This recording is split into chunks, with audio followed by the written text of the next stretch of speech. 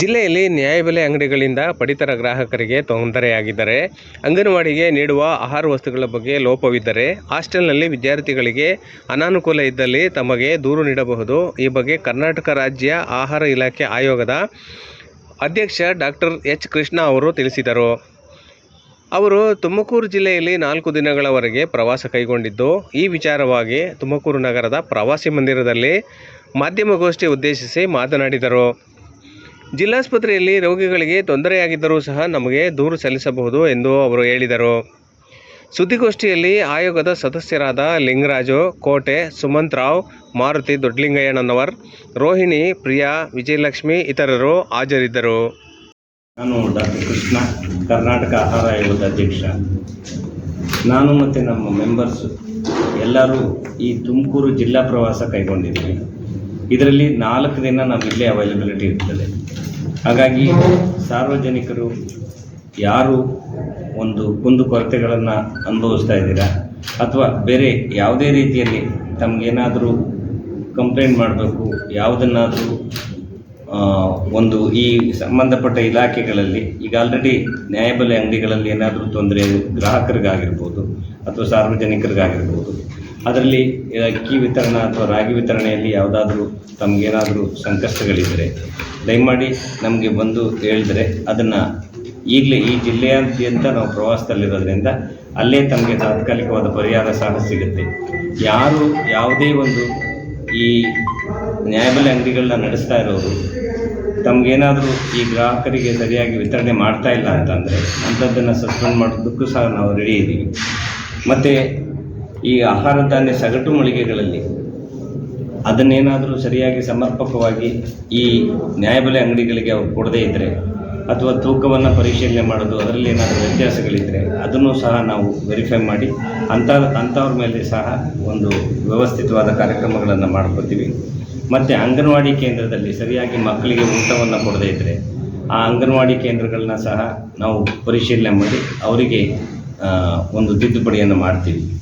ಅದಲ್ಲದೆ TAPCMS ಮತ್ತು ಮಧ್ಯಾಹ್ನ ಉಪಹಾರ ಯೋಜನೆ ಶಾಲೆಗಳು ಮತ್ತು ಜಿಲ್ಲಾ ಆಸ್ಪತ್ರೆ ಅಲ್ಲಿ ಸಹ ರೋಗಿಗಳಿಗೆ ಯಾವ್ದಾದ್ರು ತೊಂದರೆ ಇದ್ದರೆ ಅದನ್ನು ಸಹ ನಾವು ಕಂಡುಕೊಂಡು ಅವರಿಗೆ ತಕ್ಕ ಪರಿಹಾರವನ್ನು ಸೂಚಿಸೋದಕ್ಕೆ ಬಂದಿದ್ದೀವಿ.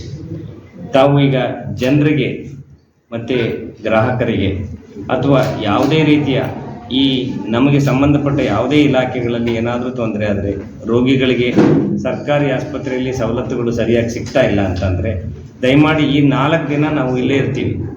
ಹಾಗಾಗಿ ಈ 4 ದಿನದಲ್ಲಿ ಯಾವುದೇ ಸಾರ್ವಜನಿಕರು ಅಥವಾ ಸಂಘ ಸಂಸ್ಥೆಗಳ ಅಧ್ಯಕ್ಷರು, ಉಪಾಧ್ಯಕ್ಷರು ಅಥವಾ ಯಾವುದೇ ಒಂದು ಆ ಸಂಬಂಧಪಟ್ಟ ಇಲಾಖೆಯವರು ಬಂದು ನಮ್ಮನ್ನು ಕಾಣ್ಬೋದು. ಅಥವಾ ಯಾವುದೇ ರೀತಿಯಲ್ಲಿ ಸಾರ್ವಜನಿಕರು ಬೇರೆ ಈಗ ಜಿಲ್ಲಾಧಿಕಾರಿಗಳು ಅಥವಾ ಬೇರೆ ಯಾರಾದರೂ ಅಧಿಕಾರಿಗಳಿಂದ ಯಾವುದಾದ್ರೂ ವ್ಯವಸ್ಥಿತವಾಗಿ ತೊಂದರೆಗಳಾಗ್ತಾ ಇದ್ದರೆ ಅಂಥವ್ರು ಸಹ ನಮ್ಮನ್ನು ಬಂದು ಕಾಣ್ಬೋದು. ಈ 4 ದಿನ ನಾವು ಈ ಕೇಂದ್ರದಲ್ಲಿರ್ತೀವಿ. ಆಮೇಲೆ ಸಹ ನಾವು ಬೆಂಗಳೂರು ನಮ್ಮದು ಆಫೀಸ್ ಕೆಂಪೇಗೌಡ ರೋಡಲ್ಲಿದೆ, ಅದರ ಅಡ್ರೆಸ್ ಸಹ ತಮಗೆ ಕೊಟ್ಟಿರ್ತೀವಿ. ಅದನ್ನು ಸಹ ತಾವು ಒಂದು ಪ್ರಿಂಟ್ ಮಾಡಿ ಯಾವ ದಿನದ 24 ಗಂಟೆಯಲ್ಲಿ ಅವ್ರು ಬಂದು ನಮ್ಮನ್ನು ಕಾಣ್ಬೋದು. ಸೂಕ್ತ. ಆಮೇಲೆ ಈ ಸಗಟು ಮಳಿಗೆಗಳು ಅಂದ್ರಲ್ಲ ಸರ್, ಈ ಗೋಡನ್ಗಳು, ಈ ಹಾಸ್ಟೆಲ್ಗಳಿಗೆ ರೈಸು ಮತ್ತು ಗೋಧಿ ಸಪ್ಲೈ ಮಾಡ್ತಾರೆ. ಎಲ್ಲ ಹುಳ ಕಳಪೆ. ಆಮೇಲೆ ಹಾಸ್ಟೆಲ್ಗಳು ವಾರ್ಡನ್ ಒಳಗೆ ಅವರು ಹೇಳ್ತಾರಂತೆ, ಈಗ 20 ಮೂಟೆ ಕೊಟ್ಟಿದ್ರೆ ಅವರೇನೋ 10 ಮೂಟೆ ಕೊಡ್ತಾರಂತೆ. ಈ ಥರದ ದೂರುಗಳಿದೆ. ಇದು ನಿಜವಾದ ಸುಳ್ಳ ಏನೋ ಗೊತ್ತಿಲ್ಲ. ನಾವು ಆದರೆ ನೀವು ಅಧಿಕಾರಿಗಳು ಸಭೆ ಮಾಡ್ತಿರಲ್ಲ, ಸ್ವಲ್ಪ ಅಟ್ಲೀಸ್ಟ್ ಅವ್ರು ಒಂದೊಂದು ಪ್ರಶ್ನೆ ಈಗ ಅದಕ್ಕೆ ತಕ್ಕಾದ ಉತ್ತರ ಅಲ್ಲೇ ಕೊಟ್ಬಿಡ್ತೀವಿ. ನಿಮ್ಗೆ ಏನು ಡೌಟ್ಸ್ ಇದೆ ಅದನ್ನು ಕೇಳಿ. ಈಗ ಎಷ್ಟಿಂದ ಬಂದಿದೆ, ಸೆಂಟ್ರಲ್ ಗೌರ್ಮೆಂಟಿಂದ ಎಷ್ಟು ಬಂದಿದೆ, ಈಗ ಪ್ರತಿಯೊಬ್ಬರಿಗೂ ಈಗ ನಮ್ಮ ಸ್ಟೇಟ್ ಗೌರ್ಮೆಂಟು 170 ರೂಪಾಯಿ ಕೊಡ್ತಾಯಿದೆ. ಮತ್ತು ಪ್ರತಿ ಮೆಂಬರ್ಗೂ ಸೆಂಟ್ರಲ್ ಗೌರ್ಮೆಂಟಿಂದ 3 kg ಅಕ್ಕಿ, 2 kg ರಾಗಿ ಪ್ರತಿಯೊಂದು ತಲುಪಬೇಕು. ಅದನ್ನು ಈ ಗೋಡೌನ್ಗಳೇನಿದೆ ಅದನ್ನು ಸಪ್ಲೈ ಮಾಡಬೇಕು. ಅದು ಎಷ್ಟು ಅಂಗಡಿಗಳಿವೆ, ಅದಕ್ಕೆ ಎಷ್ಟು ಬೇಕು, ಒಂದೊಂದು ತಾಲೂಕು, ಒಂದೊಂದು ಜಿಲ್ಲೆ, ಒಂದೊಂದು ರಾಜ್ಯಕ್ಕೆ ಎಷ್ಟು ಅಂತ ಈಗ ಆಲ್ರೆಡಿ ಸೆಂಟ್ರಲ್ ಗೌರ್ಮೆಂಟಿಂದ ಡಿಸೈಡ್ ಆಗಿದೆ.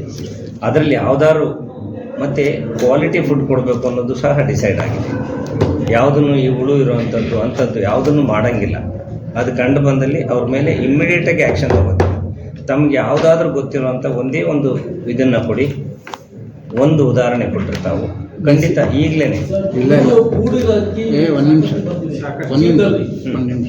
ಅಧಿಕಾರಿಗಳು ಗಮನಿಸ್ತಾರೋ ಮೊನ್ನೆ ಬಿ ಸಿ ಎಂ ಹಾಸ್ಟೆಲಲ್ಲಿ ಹಾಗಾಗಿದೆ.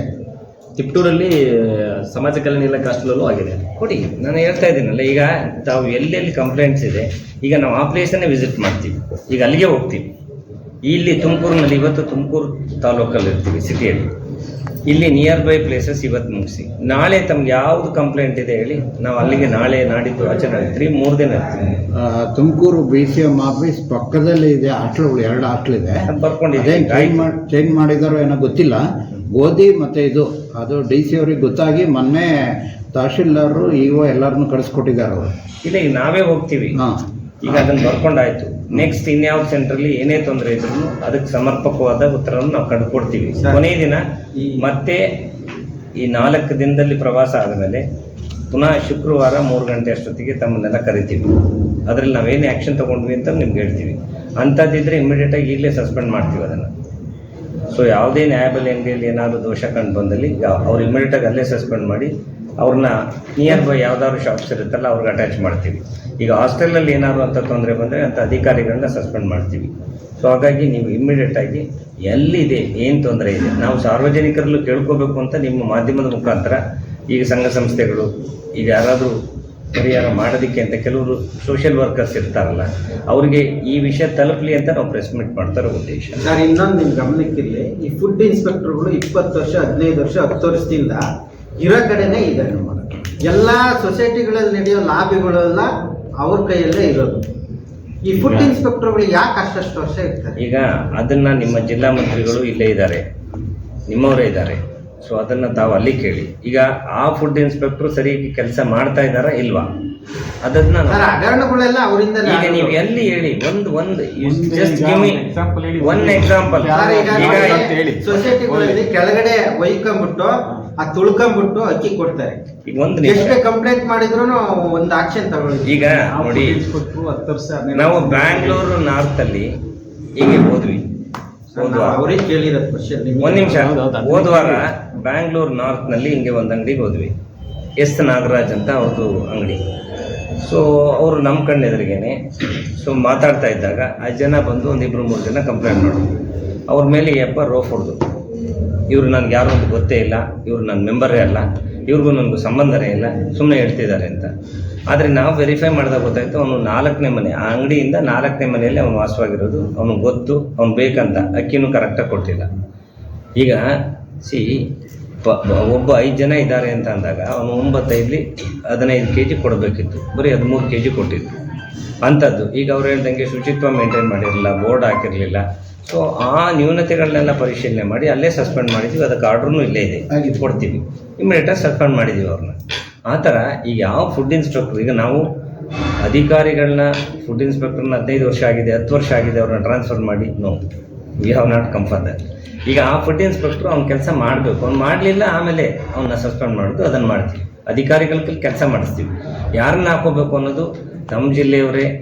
ಈಗ ಡೆಪ್ಯೂಟಿ CM ಆಗಿದ್ದಂಥವ್ರು, ಈಗ ಹೋಮ್ ಮಿನಿಸ್ಟರ್ ಆಗಿದ್ದಂಥವ್ರು ಇಲ್ಲೇ ಇರ್ತಾರೆ. ಬಹುಶಃ ಅವ್ರ college, medical college, engineering college ಎಲ್ಲ ಇರೋದ್ರಿಂದ ಅವ್ರ ಮುಖಾಂತರ ಅವ್ರ ಟ್ರಾನ್ಸ್ಫರ್ನ ಅದನ್ನು ಮಾಡಿಸ್ಕೊಡ್ತೀವಿ. ಆದರೆ ನಾವು ಬಂದಿರೋವಂಥದ್ದು ಆ ಅಧಿಕಾರಿ ಯಾರು ಫುಡ್ ಇನ್ಸ್ಪೆಕ್ಟರ್ ಕಂಪ್ಲೇಂಟ್ ಮಾಡ್ತಿದ್ದೀರಾ, just give him the name, what fault he has done, ಇಮಿಡಿಯೇಟಾಗಿ ಅವ್ರನ್ನ ಬೇಕಾದ್ರೆ ಸಸ್ಪೆಂಡ್ ಮಾಡ್ತೀವಿ. ಅವ್ರ ಕೈಲಿ ಕೆಲಸ ಮಾಡಿಸೋದಷ್ಟೇ ನಮ್ಮ ಕೆಲಸ. ಅವ್ರನ್ನ ಟ್ರಾನ್ಸ್ಫರು ಅದನ್ನೆಲ್ಲ ನೀವೇನು ಇದು ಮಾಡಬೇಕು. ನೀವು ಅದನ್ನೇ ಯಾವ್ದಾದ್ರು ಅಂಗಡಿ ಅಂತ ಕಂಪ್ಲೇಂಟ್ ಸರ್, ಇವತ್ತು ಸೊಸೈಟಿ ತೆಗ್ದಿದ್ರೆ ನೀವು ನಜರಾಬಾದ್ ಹೋಗಿ, ನಜರಾಬಾದ್ ಸೊಸೈಟಿಗಳು ನೋಡಿ, ಹೆಸರು ಬರ್ಕೊಳ್ಳಿ ಸರ್. ಚಾರ್ಟ್ ಹಾಕಿ ಸರ್, ಏನು ಕೊಡ್ತಾರೆ ಚಾರ್ಟ್ ಹಾಕಿರ್ತಾರೆ. ಇವತ್ತು ಎಲ್ಲರಿಗಿಂತ ಈಗ ಜಿಲ್ಲೆ ಮುಖಾಂತರ ಈಗ ನಾವು DD ಅವ್ರಿಗೆ ಹೇಳಿದೀವಿ, ಎಲ್ಲಾ ಸಗಟು ವ್ಯಾಪಾರಿಗಳಿಗೂ ನಮ್ಗೆ ಅಡ್ರೆಸ್ ವಿತ್ ಫೋನ್ ನಂಬರ್ ನಮ್ದು ಇರುತ್ತೆ. ಜನರಿಗೆ ಏನ್ ತೊಂದ್ರೆ ತಗೊಂಡೋಗ್ಬಿಟ್ಟು ಮಾರ್ತಾರ ಅವರು. ಹಂಗಾಗಿ ಅಕ್ಕಿ 5 kg 10 kg ಕೊಡೋ ಬದಲು 5 kg ಕೊಟ್ಬಿಟ್ಟು ಇವೆಲ್ಲ ಒಂದು ಸ್ವಲ್ಪ ಇನ್ಕ್ಲೂಡ್ ಮಾಡಿದ್ರೆ ದಿನ ಬೆಳಗ್ಗೆದ್ದು ಟೀ ಕಾಫಿ ಕುಡಿಯೋಕೆ ಸಕ್ಕರೆ ಆದರೂ ಸಿಗುತ್ತೆ. ಸಕ್ಕರೆ ಹೊರಗಡೆ 60 ರೂಪಾಯಿ 70 ರೂಪಾಯಿ 40 ರೂಪಾಯಿ ಹಿಂಗೆ ಸಿಗುತ್ತೆ. ಹೌದಲ್ಲ? ಈಗ ಕೊಡಕ್ಕಿಲ್ಲ. ನಿಮ್ದು ಸಜೆಷನ್ ಚೆನ್ನಾಗಿದೆ. ಈ ಸಜೆಷನ್ನೇ ನಾವು ಸರ್ಕಾರದ ಮುಖಾಂತರ ಜನರದ್ದು ಅಹವಾಲನ್ನು ಕೇಳಿಬಿಟ್ಟು ಅವ್ರಿಗೂ ಎಲ್ಲ ಬೇಕು ಅನಿಸಿದಾಗ ಸೊ ಅದ್ರ ಮುಖಾಂತರ ನಾವು ರೆಕಮೆಂಡ್ ಸಕ್ಕರೆ ಕೊಡಕ್ ಆಗ್ತಿದ್ರೆ ಬೆಲ್ಲ ಕೊಟ್ಟರು ಬಹಳ ಅನುಕೂಲ. ಏನೋ ಒಂದು ಆಗ್ತದೆ. ದಿನಬಳಕೆ ವಸ್ತುಗಳನ್ನ ಕೊಟ್ಟರೆ ಜನಗಳಿಗೆ ಅನುಕೂಲ ಆಗುತ್ತೆ ಅನ್ನೋದ್ರ ಬಗ್ಗೆ. ಬೆಲ್ಲ ಈಗ ನಾವು ಕರ್ನಾಟಕದಲ್ಲಿ ತಯಾರು ಮಾಡ್ತಾ ಇರುವಂಥದ್ದು, ಎಸ್ಪೆಷಲಿ ಬೆಳಗಾಮು, ಅತಿ ಹೆಚ್ಚು ನಮ್ಮಲ್ಲೇ ತಯಾರಾಗುತ್ತೆ ಅತಿ ಹೆಚ್ಚು ಆಗ್ತಾ ಇದೆ. ಕರ್ನಾಟಕದಲ್ಲಿ. ಈಗ ಸಕ್ಕರೆ ಬದಲು ಬೆಲ್ಲ ಕೊಟ್ಟರೆ ಒಂದು ನಾವು ರೈತರಿಗೂ ಉತ್ಪನ್ನಗಳನ್ನ ಒಂದು ಉತ್ಪನ್ನ ಮಾಡೋದಕ್ಕೆ ಅವ್ರಿಗೆ ಒಂದು ವ್ಯವಸ್ಥಿತವಾಗಿ ಅವ್ರಿಗೆ ಉತ್ತೇಜನ ಕೊಟ್ಟಂಗೆ ಆಗುತ್ತೆ.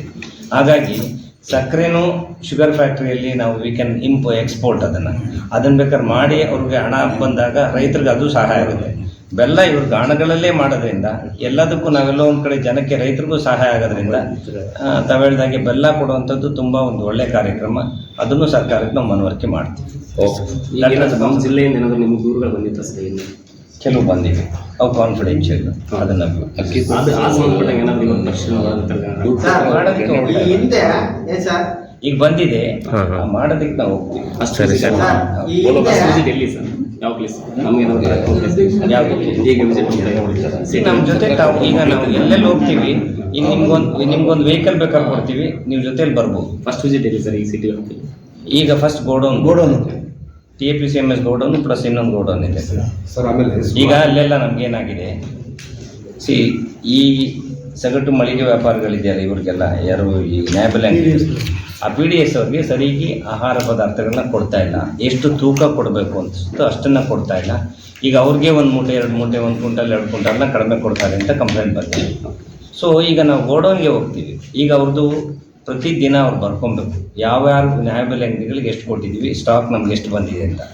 ಅಂಥದ್ದನ್ನೆಲ್ಲ ಈಗ ನಾವು ಪರಿಶೀಲನೆ ಮಾಡ್ತೀವಿ. ಇಲ್ಲಿ ತುಮಕೂರಲ್ಲಿ 2 ಸಗಟು ಮಳಿಗೆಗಳಿವೆ. ಅವೆರಡಕ್ಕೂ ಈ ಗೋಡೌನ್ಗಳಿಗೆ ಹೋಗಿ ಈಗ ಇಮಿಡಿಯೇಟಾಗಿ ನಾವು ಅದನ್ನು ಆ ಡಾಕ್ಯುಮೆಂಟ್ ಪರಿಶೀಲನೆ ಮಾಡಿ ಆ ಡಾಕ್ಯುಮೆಂಟಲ್ಲಿ ಎಷ್ಟು ಕೊಟ್ಟಿದ್ದಾರೆ, ಎಷ್ಟು ಸ್ಟಾಕ್ ಇದೆ, ಈಗ ಟೋಟಲ್ ಅವ್ರಿಗೆ ಈ ತಿಂಗಳು ಬಂದಿದ್ದೆಷ್ಟು, ಇದುವರೆಗೆ ಎಷ್ಟು ಕೊಟ್ಟಿದ್ದಾರೆ, ಇನ್ನು ಉಳಿಕೆ ಎಷ್ಟು, ಆಗ ಕಂಪೇರ್ ಮಾಡಿದಾಗ ಅವ್ರು ಏನಾದ್ರು ಕೊಟ್ಟಿಲ್ಲ ಅಂದರೆ ಅಲ್ಲಿ ಇರಲೇಬೇಕು. ಅಥವಾ ನಾವು ಈಗ ಅಂಗಡಿಗಳಲ್ಲಿ ಈಗ ಅಲ್ಲಿ ಕೂತ್ಕೊಂಡು 1-2 ಅಂಗಡಿ ಚೂಸ್ ಮಾಡ್ತೀವಿ. ಆ ಅಂಗಡಿಗಳಿಗೆ ಚೂಸ್ ಮಾಡಿ ಈ ಲೆಸ್ ದೆನ್ 20%, 50% ಇಲ್ಲಿ ಒಂದಿಷ್ಟಿದೆ. ಈ 50% ಈ ತುಮಕೂರು ಜಿಲ್ಲೆಯಲ್ಲಿ, ಇದು ಇಡೀ all over state, Tumakuru district. ಇದರಲ್ಲಿ ನಮ್ಗೇನಾದ್ರು 50%ಗಿಂತ ಕಡಿಮೆ ಕೊಟ್ಟಿದ್ದಾರೆ, ಅವರು ಡಿಸ್ಟ್ರಿಬ್ಯೂಷನ್ ಜನಕ್ಕೆ ಕೊಟ್ಟಿಲ್ಲ ಅಂತ ಅಂದರೆ, ಈಗ ಕಾರ್ಡ್ದಾರರಿಗೆ 300 ಫಾರ್ ಎಕ್ಸಾಂಪಲ್ 981 ಕಾರ್ಡ್ ಇದೆ, ಅದರಲ್ಲಿ ಅವ್ನು ಕೊಟ್ಟಿರೋದು ಬರೀ 248. ಇನ್ನು ಮಿಕ್ಕವರು ಕೊಟ್ಟಿಲ್ಲ. ಯಾಕೆ ಕೊಟ್ಟಿಲ್ಲ? ಸೊ ಅವ್ನು ಯಾಕೆ ತರಿಸ್ಕೋಬೇಕಿತ್ತು? ಅಗತ್ಯ ಇಲ್ಲ ಅಂದರೆ ತರಿಸ್ಕೊಳ್ಳೋ ಅಗತ್ಯನೇ ಇಲ್ಲ. ಅದು ಇನ್ನೆಲ್ಲೋ ಅಗತ್ಯ ಇರೋರಿಗೆ ಸಿಗ್ತಾ ಇತ್ತಲ್ಲ, ಅವ್ರು ಯಾಕೆ ತರಿಸಿಲ್ಲ ಅನ್ನೋದು. ಈಗ ಯಾವುದನ್ನಾರು ಇದರಲ್ಲಿ ಹೈಯೆಸ್ಟ್ ಯಾವುದಿದೆ 1-2-3 ಚೂಸ್ ಮಾಡ್ಕೊಂಡಿದ್ದೀವಿ ನಾವು ಅಂಥದ್ದಕ್ಕೆ ಅಲ್ಲಿಂದನೇ ಇಮಿಡಿಯೇಟಾಗಿ ಹೋಗ್ತೀವಿ. ಸರ್ ಪ್ಲಾಸ್ಟಿಕ್ ಅಕ್ಕಿ ಸುದ್ದಿ ಚೆನ್ನಾಗಿ ಬಂತು, ಅದೇ ಸರ್ ಸುದ್ದಿ ಪ್ಲಾಸ್ಟಿಕ್ ಅಕ್ಕಿ ಫೋರ್ಟಿಫೈಡ್ ರೈಸ್ ಸರ್. ನೋಡಿ, ಅದು ಫೋರ್ಟಿಫೈಡ್ ರೈಸ್ ಅಂತ ಮಾಡುವಂಥದ್ದು. ಈಗ ಇಲ್ಲಿ ನಮಗೆ ಅದರಿಂದ ಸಪ್ಲೈ ಮಾಡುವಂಥದ್ದು ಈಗ ಆ ತೊಂದರೆಗಳು ನಮಗೇನು ಕಾಣಿಸ್ತಾ ಇಲ್ಲ. ಸೊ ಅದನ್ನು ಇಲ್ಲಿ ಎಲ್ಲೂ ಕರ್ನಾಟಕ ರಾಜ್ಯಾದ್ಯಂತ ನಮಗೇನು ಅಂತ ತುಂಬ ತೊಂದರೆಗಳು ಅದರಿಂದ ಹಾನಿಕಾರಕ ಅಂತ ಏನು ಅನಿಸಿಲ್ಲ.